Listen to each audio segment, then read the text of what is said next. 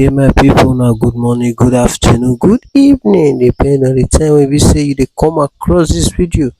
Yes, now the voice of honorable with this and a marketplace I did like this, and I want giving the area review of how Ramat area be as of today. I'm going to do this tour, go reach Ikpoba Park area. So when you see show now how it be as of today, I'm not see the project will be say they go home for Ramat area. You know the project already now because we don't firstly drop video concerning this project before. I bet if you be say this one at the first time you say they come across this channel, I bet me do it to like, share, follow, and subscribe to this channel. So now the popular Ikpoba here river now be this one. So I just make small make I show now how it be as of today. So now the river be this one. Now before we go they move towards the side when we say this project what they talk about, this Flyover project for the go home. So my people make una your state and if you be say na your area now we there, I bet make you let us know for comment section so that we go know say we don't come your area and how it be when you come out that time and how it be now, what that difference is. I bet make you let us know for comment section. So I bet if you be say so not the first time we say they come across the channel, like I told before, I bet you are highly welcome. So may you do well to like this video, drop your opinion for comment section, and may you also subscribe so that you go to get the legit update back to back.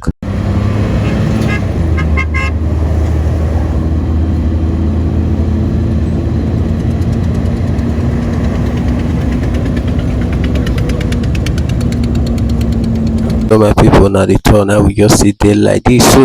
So with the year information say hold up the road soon, so now make us be say we won't take this other side for the road, so we don't switch come on for the lane when we dey now because information reaching us as they go they tell us say they block one side for the road. Now make hold up this small, but we dey head towards the Ramat Park area now so that we're going to see the project how it be as of today.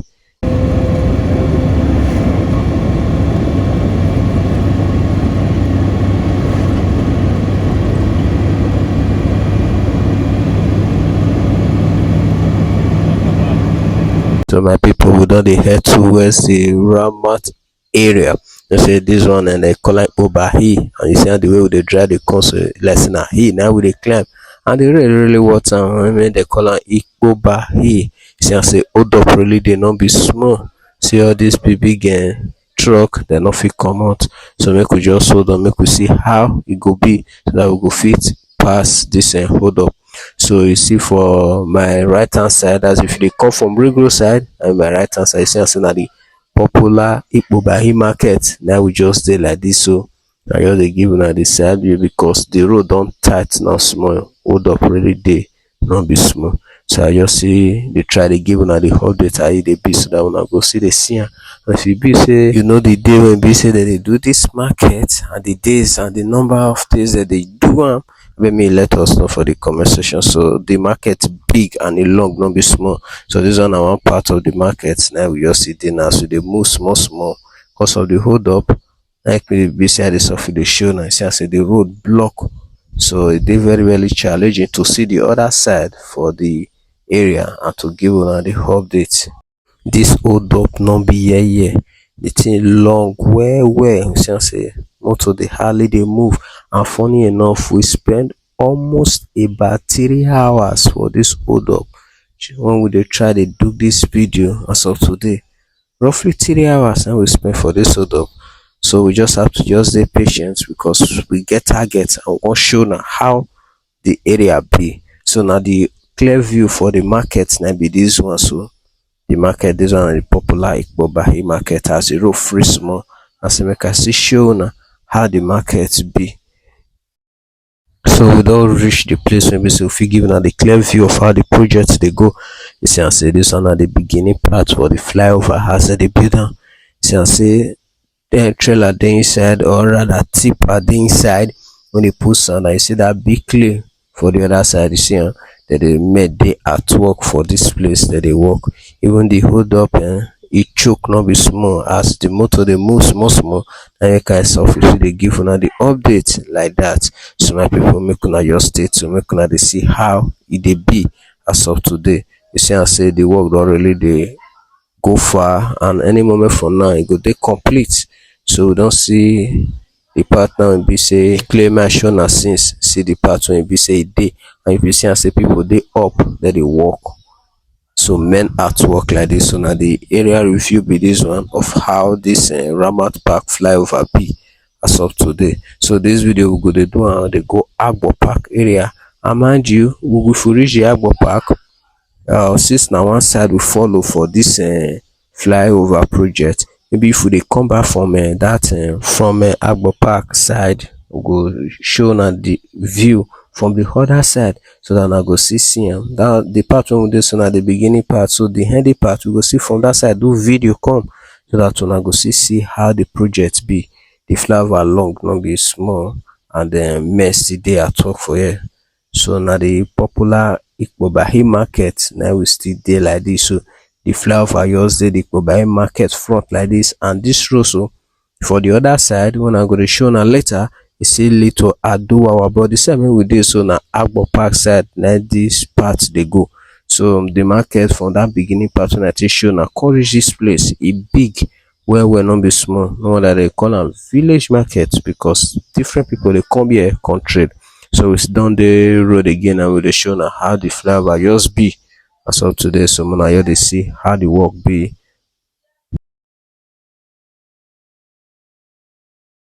So my people we push and they go, make we dey do and dey go, make una see how the area be as of today. And if you be say you wan travel go Asaba, Bayelsa, Port Harcourt, Big Joe dey here as well, just the opposite this flyover wey dem dey do so. So this Big Joe dey here, and other Sienna bus e dey wey be say dem fit still carry go your destination. You see say this part wey be say I just dey show una so, na there be their park. So na there be their Ramat Park where they for the load go different destination for Obodo Naija. Anywhere you like to go, if you come there, take bus, they go your destination. So my people will see there on the top, they show na how they be. You see and say they put this warning sign for here to show na say work really dey go on, and they still create space so that people fit still park motor and fit still dey pass under the flyover. Say be say the project still dey go on. So now the bus when I tell una be this one wey be say they load, but this very bus, so all this bus one I they see for my street, so na Asaba areas, na Delta State, now all these ones still they go like this. So we see they on the top, they show now how it be. So today man I see the progress and how this work don't be. So if you be saying your area now with dey, let us know for the comment section. Say na your area now we dey like this, and if you be say you get other person you go like make we visit for you, make we see give una the area review of how it be, just let us know for the comment section. Trust me, for the marketplace we dey ready to go there to show you una how that side still be as of today. So we don dey head towards Ikpoba Park side now. So now the handy of the flyover now we dey approach now. So now they see and say all these big caterpillars that they fully on ground that they walk, and now Guinness now we dey head towards now. We just did the popular Guinness opposite Western Boys School. Then we just did like this, so we don't pass them. And the popular Guinness, okay, they say when the camera the face, so we had this big blue truck just there. So now that area, now that side now be the Guinness we talk about. So other businesses see they go on for this side. First Bank see they this side, UBA Bank there, and not be Holy Mission Road Glow Office. The Glow Office see they this Ikpoba Park side. So as we dey do am they go, I go show now the office if you don't get clearer view of am. So as you just dey do am they go, don't see pass police checkpoint. E good, you know, say I always dey appreciate them as they do better work, because if dem dey road, all this crime go still dey reduce, because the fear of say uniform personnel dey road go still make them not still dey do bad things for this road. So my people, we don dey head towards first austere side, and mind you, if we don dey close to the Glow Office when I tell una about, I go still let una know the place. So now first austere side now we dey head towards like this. So you see and say businesses they go on for this side, although small gallops see dey the road. The thing shake, they shake my camera small, but nevertheless we go see they give una the update as you see the hot like this. Just say petrol stations dey this side, filling station dey, and banks see dey, And mind you, if you be say you wan still buy motor for dis side, dem still get auto stand wey be say you fit collect any cars of your choice. See am say na the lucrative business for Benin na be dis, and many pipu wey get the money dem dey really dey put body. And petrol station still dey here, the one we just pass now na Kun Oil petrol station. So my pipu, make una just see how Ikpoba Hills area be as of today. Na we just dey like dis, so dey give una the update as e dey hot. That one they got it done. They slow in my eye and I make I it's one bad man. People na the popular Glow office dey my left hand side, so that's if you dey come from Ring Road. So now we don already pass am. I just make I quickly your let una know say e don dey there, because I don first tell una since una don dey anticipate, dey wait for am. So where we dey approach na the popular first hostel for this area.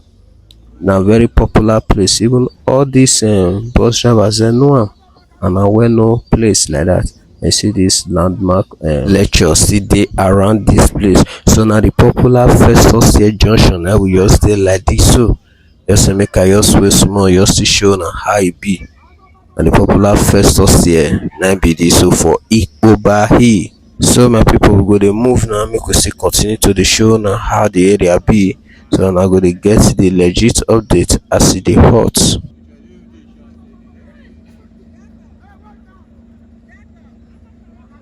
Okay my people, if you be say you never subscribe to this channel, make you do it to like this video, and make you see subscribe and share this video, and make you drop your opinion on how you see this video as of today when we dey do am. So, and if you be say anything don really change, but to me things don really change for this area, because construction still dey go on, and they wan do this road to become 10 lanes from Benin, from Ikpoba straight to Delta State by Summit for Asaba.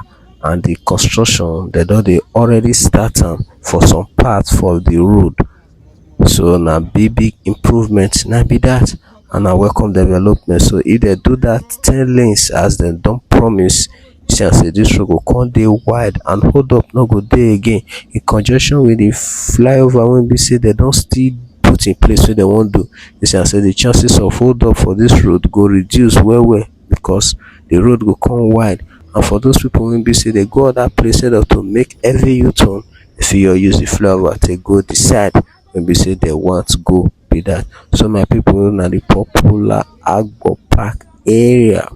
Ramat Park. So now here be the popular Ramat Park. When we say if you take any motor go Ramat Park or go any place where you want go for Delta State, you know say I turn and say one park still there Ramat, and another park still there here as well. So now the popular Ramat Park be this one, and we just dey like this. So I go just dey come down now, they should show now how the area be. And for this place they get one small market, they call am Ramat Park mini market. So for here you fit still buy your necessary food stuff for this place. See am say the road never free small, na make me never cross go the other side. So I just make a quick show now, you can see how this Ramat Park be as of today. And then because of those of us will not see the project clearly, I will they go back again now from Ramat Park to the side when we say they construct that flyover. So give una view from Ado our side, make una see how the project still be. So I bet make una stay tuned and make una continue to dey watch this video as we dey give una the updates. So my people, we don dey go this side wey be say Guinness dey, and this side wey Guinness dey, so just opposite one popular school that they call Western Boys, just the opposite and like this. So now the side wey Guinness dey, na this big blue truck dey like this. So my people, make we don comot for the Ramat area now, we dey this Ramat Park side the road. So may they go Ikwenio, they go bypass side. So one just dey give una the ridges I be, and make una dey see for yourself on how this area be as of today. But the place wey we go for test stop, and I don turn am before, say we go come make a u-turn to show na the flyover where again na from Ramat Park side we go come do am dey go. So you know say for this side we don pass police checkpoint. You know say I dey always dey appreciate them anytime I see their checkpoint for road, because it go always reduce the chances of crime, because the people who wan do the bad thing they go dey fear themselves say military personnel dem dey road, so dem fit catch dem anytime. So my pipu, make una no forget say no be only mission road Glo office dey. Glo office still dey dis Ikpoba hill side for Benin. So as we dey go now, I go dey show una how the Glo office be as of today. And bank still dey dis side. We don pass Zenith Bank, First Bank still dey, UBA Bank still dey dis side as well. And e get one popular junction dem dey call First Hostel. So I go dey go on dis tour, I go dey show una the hostel, the side wen e dey, make una just see how e be as of today.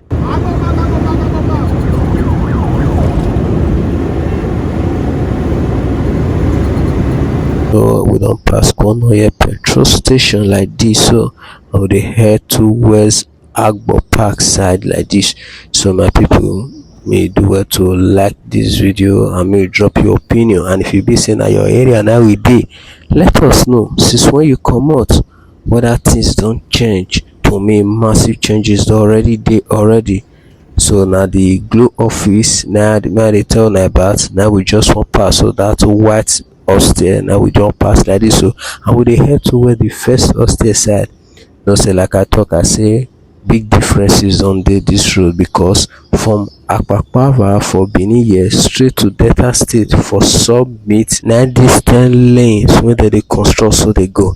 So na the popular first hostel junction na we dey like dis. So na the popular first hostel junction. I no know whether the first hostel for dis Ikpoba hill side na here dem build am put, na make dem dey call am first hostel. But if you know the reason why dem give am that name, and the name dey very popular, majority of these commercial drivers dem know that name very well, and if you just tell dem, dem go drop you for here. So abeg make you let us know for comment section the reason why dem dey call am first hostel. So we just wan wait small make dis keke comot for our front, so that we go continue to dey give una the update as e be. So abeg make you do well to like dis video and subscribe to the channel if you never do so, as we dey give una the updates as e dey hot. So my pipu, una dey see how the area just be. So we dey push am dey go now towards Ramat Park side. Even for that same Ramat Park, if you still take motor to any destination wey you still want for obodo Naija. So my pipu, una dey see how the road just be as of today. See as say businesses dey go on for this side, and markets dey still dey well open and ready for business. So we just dey push am dey go, make una just dey see how the road just be as of today. You see am say market square still dey dis side as well. Dis side wey be say we just dey, so Shoprite still dey dis side, and in First Bank, Access Bank, majority of the banks wey be say we dey use, dey just still dey dis side for dis Ikpoba hill side. And then we dey head towards the popular Ramat Park now. So na there we go for taste stop, then we go quick make a U-turn, make we for show una the flyover from Aduwawa side, so that una go see am for that angle on how the project don still be as of today.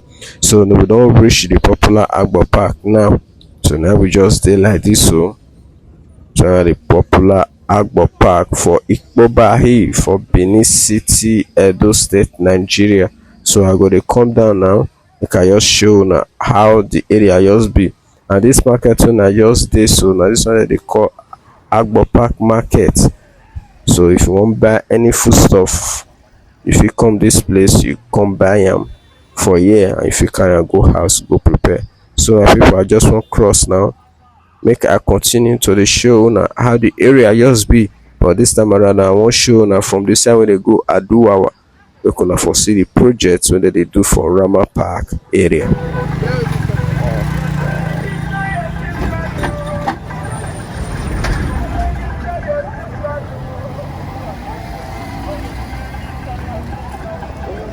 Okay my people, so now don see as e be. Now I don enter motor again now. This time around now, we dey go back towards Ramat area. So I wan you quickly show now, make una just see how the flyover project be if you dey go back to Ramat, and if that's if you dey come from bypass side for Ikpoba hill, and this side I come show now from Aduwawa side, so that una go see am how that Aduwawa area just still be one kind. But the major reason why we carry this waka come na to show na how the flyover project dey be as of today.